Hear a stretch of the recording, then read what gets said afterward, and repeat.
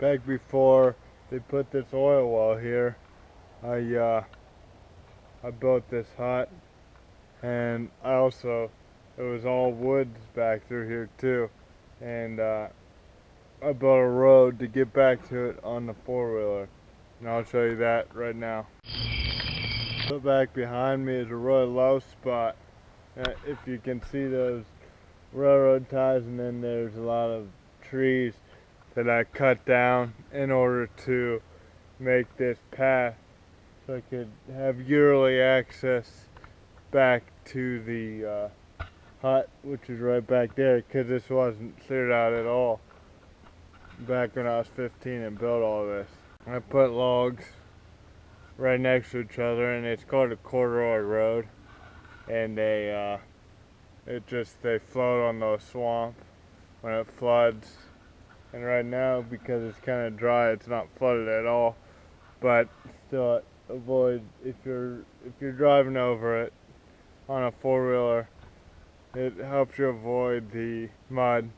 And then if there's water, you can just ride over it because it'll float on the water, and you just got to keep up your speed. So I'll take you back to the hut now, hence the title of this video, what happens when you don't use treated wood for posts. Okay, so now you can see the road a little better, and then there's the hut. I think it's only holding on by one leg right now. It's really leaning far to the left. Back here, and here's the trail I typically used to use, and sometimes I'll just whack my way through the woods, because obviously that was all woods back in the day. But it's almost 10 years old, and I slept out here like all the time when I was a kid. After I built it, summer, winter, it didn't matter. You know, when you're 15, you don't really think long term, and you know, the posts are starting to rot out. I could still sleep in here. I wouldn't want to sleep up there, but I would sleep on the floor, and I know I'd be fine. Make sure when you use posts, you're building something like this, you use treated wood. I basically just cut trees from the woods down, and figured it'd be good, and it was good for the time, but in a few years or within the year, it's probably gonna fall down. I'm sure it'll go over that way when it does fall down. But I just love coming back here because I think about all the great times I've had back here. Here's a post. That one's not that bad. And another one.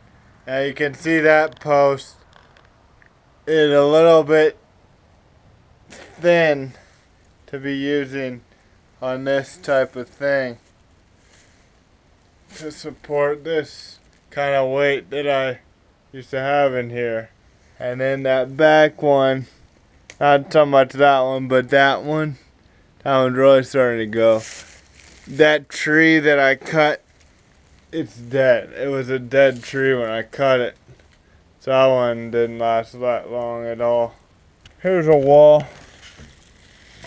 One of the walls. It's held up pretty good. And I used to have a flag up there, but I think because these are up off the ground, it'll be pretty good. But I'm going to show you the posts now that are the most rotten. So here's the back end of the hut.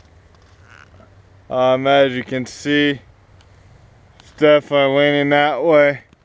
And the last time I tried to climb this ladder, one of these steps broke. So I don't want to get up there, or else I probably would. Show you the top. Those posts are definitely rotting.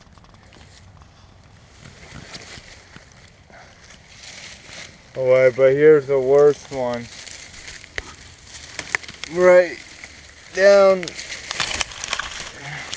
here, it's just come totally disconnected, and as you can see, that bottom thing, it used to be that high off the ground. Now it's touching the ground because that post broke. I've come back here in the winter and this has just been completely flooded. So I think that drying and because sometimes in the summer you'll see cracks in the ground, it's so dry.